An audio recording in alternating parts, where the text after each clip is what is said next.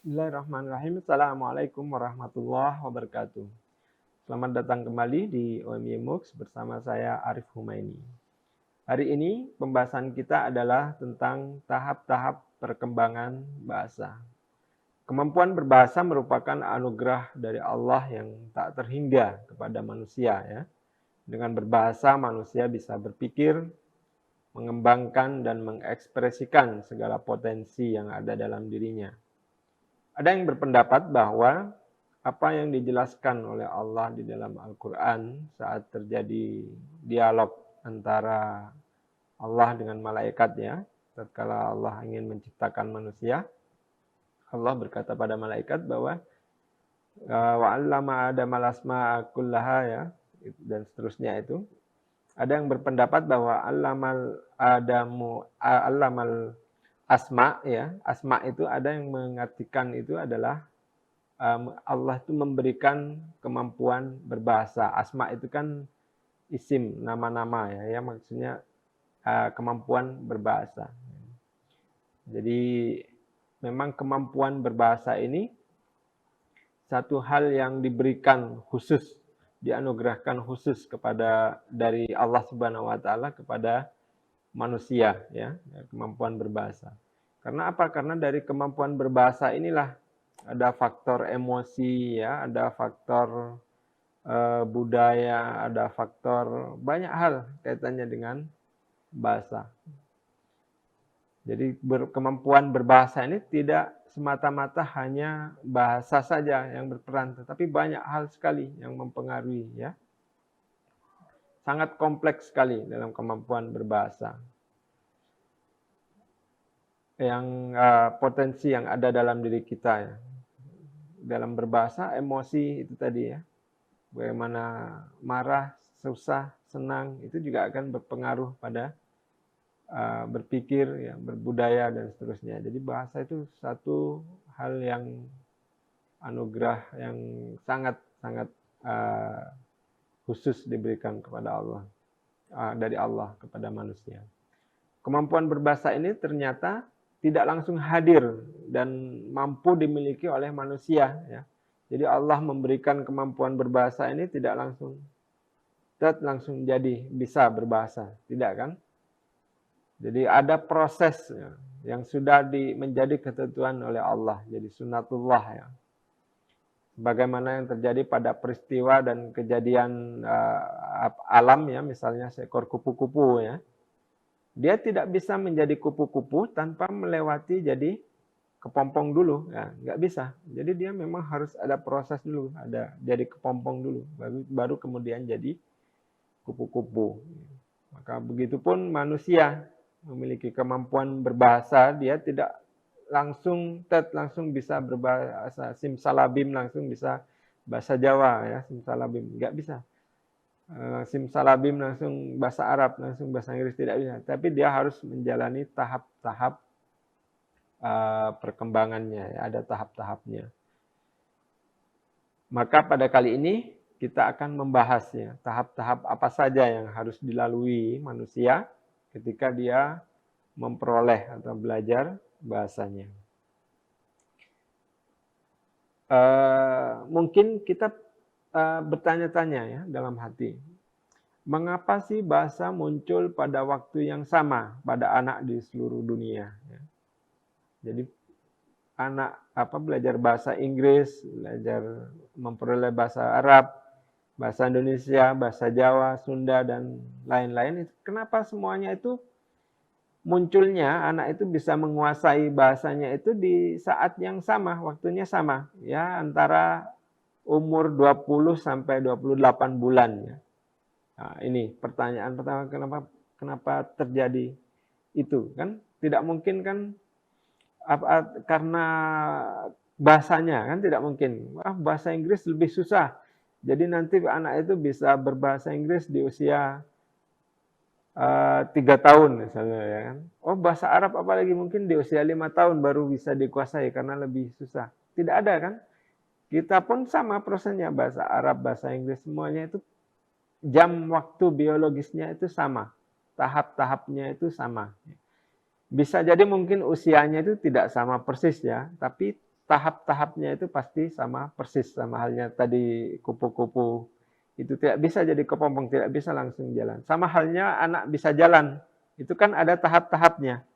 Dia tidak bisa langsung berdiri, tidak bisa ya. Nanti malah kaget orang tuanya langsung berdiri. Tapi dia tentunya merangkak dulu ya, guling-guling dulu, merambatan dulu ya, pegangan, nah, baru berdiri sendiri terus berjalan, baru berlari. Jadi ada tahap-tahapnya.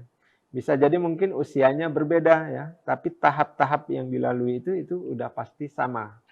Baik anak bahasa Arab, bahasa Inggris, bahasa apapun itu sama. Karena ternyata di situ ada jam waktu biologisnya ya. Kemudian kita lihat karakteristiknya, karakteristik perilaku yang digerakkan secara biologis nih, karakteristiknya. Sebelum kita masuk ke tahap-tahapnya, ini ada karakteristiknya.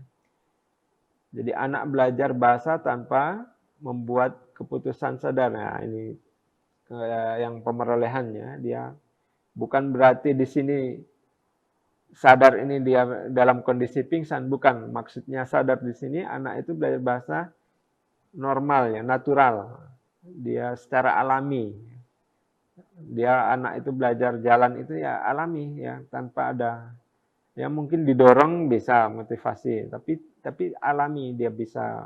Tapi kalau anaknya itu takut, motivasinya kurang ya bisa mempengaruhi.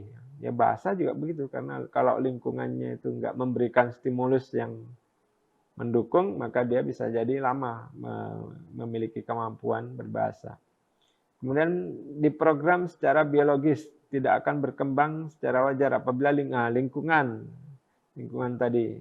Kemudian yang ketiga ada periode kritis, ada masa emas ya, kemarin kita ada golden age ya, periode kritis yang memerlukan diskusi panjang ya. Jadi periode kritis, jadi orang yang belajar bahasa ini ya sama halnya orang belajar ya, belajar secara umum ya. Ada yang bilang belajar di waktu kecil itu seperti melukis di atas batu. Sementara kalau udah orang dewasa atau bahkan tua ya, belajar di waktu tua udah seakan-akan melukis di atas air. Ya maksudnya ya ini ada periode kritis ini.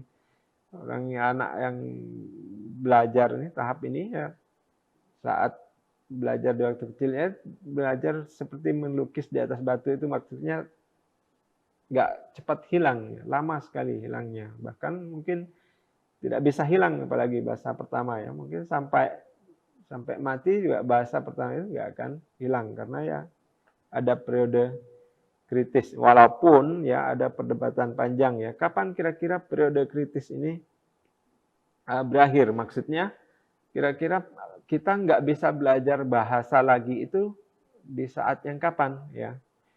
Misalnya udah tua, apakah kalau kita usianya sudah 50 ke atas, kita tidak bisa belajar bahasa lagi? Nah, belum tentu ya, karena yang namanya menguasai bahasa ini ada proses belajar ya. Belajar, yang namanya belajar itu kan long life education ya, ada ya sepanjang masa ya.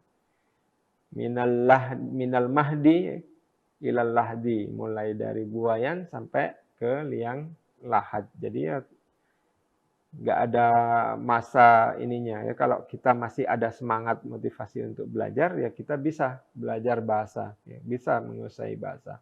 Cuma mungkin dari faktor alat itu tadi ya, dari faktor alatnya mungkin kita sudah berkurang, pendengaran kah, gigi kah dan sebagainya kan sudah berkurang.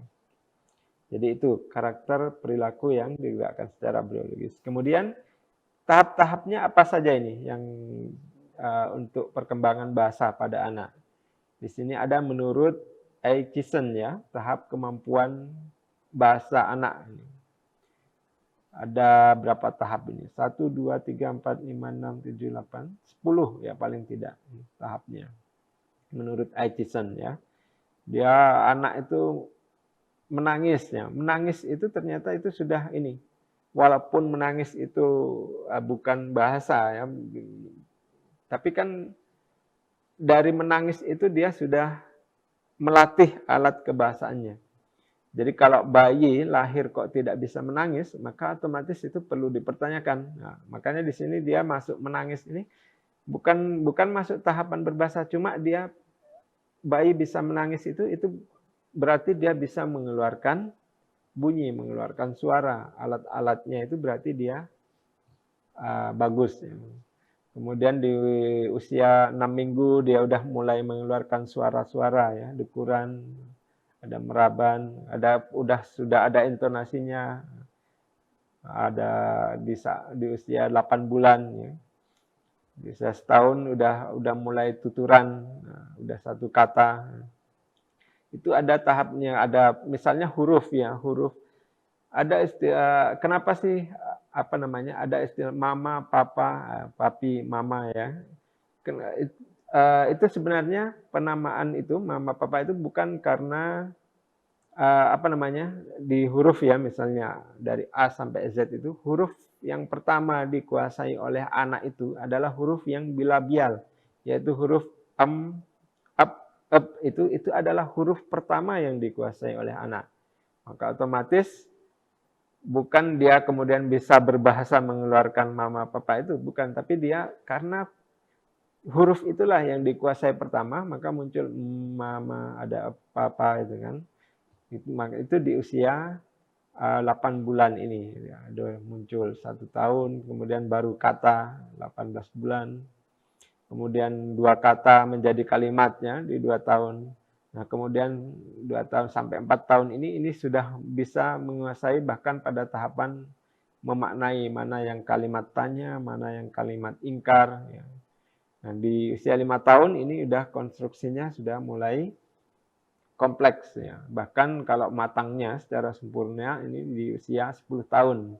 Di mana anak itu sudah menguasai benar-benar apa ya, kalau dalam agama itu kan ada balik ya, dia sudah mengetahui mana yang benar mana salah. Kalau dalam bahasa mungkin dia maknanya udah tahu, oh mana yang makna sakit, sakit itu sakit hati itu maknanya seperti apa sakit hati, sakit hati, apakah hatinya yang sakit? Nah itu di usia ini dia sudah tahu, oh sakit hati itu bisa jadi karena marahkah, atau karena sedihkah, atau karena apa ya di usia ini. Jadi tidak hanya bahasanya saja, tapi sudah memaknai secara sempurna ini tahap-tahapannya.